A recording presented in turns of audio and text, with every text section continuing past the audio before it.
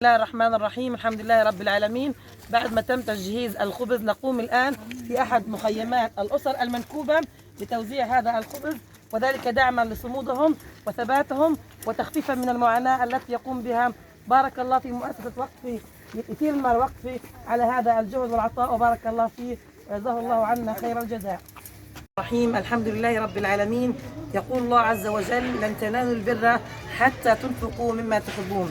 اليوم الجمعة 31 من مايو نقوم بتجهيز الخبز البلدي بدعم من مؤسسة يتيم الوقف، وذلك توزيعه على الأسر النازحة في مخيمات النزوح والأهالي المنكوبة بسبب العدوان الصهيوني على قطاع غزة الحبيب، وذلك في ظل الظروف الإنسانية الصعبة التي يعيشها قطاعنا الحبيب مع غلاء المعيشة وعدم توفر المواد التموينية، حيث يعتبر رغيف الخبز هو القوت الأساسي واليومي الضروري في كل بيت فلسطيني لا غنى عنه.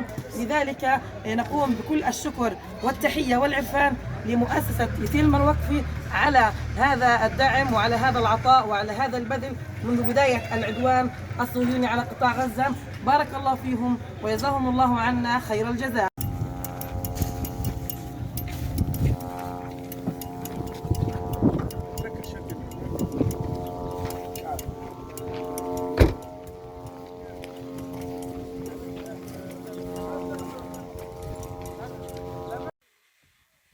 بسم الله الرحمن الرحيم. الحمد لله رب العالمين، والصلاة والسلام على الرسول الأمين.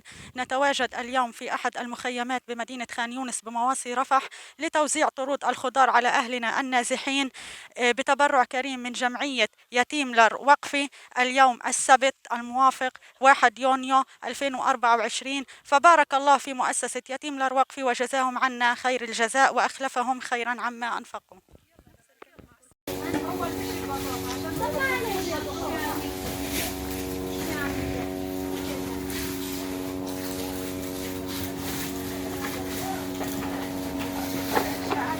بسم الله الرحمن الرحيم. الحمد لله رب العالمين، والصلاة والسلام على الرسول الأمين. يقول صلى الله عليه وسلم: أحب الناس عند الله أنفعهم للناس. مع استمرار العدوان الصهيوني واستمرار حرب الإبادة الجماعية بحق أهلنا في قطاع غزة، تقوم مؤسسة يتيملر وقفي بدعمها لأهلنا النازحين بمدينة خان يونس، حيث نقوم اليوم السبت الموافق 1/6 بإعداد وتجهيز طرود الخضار لتوزيعها على أهلنا النازحين بمدينة خان يونس.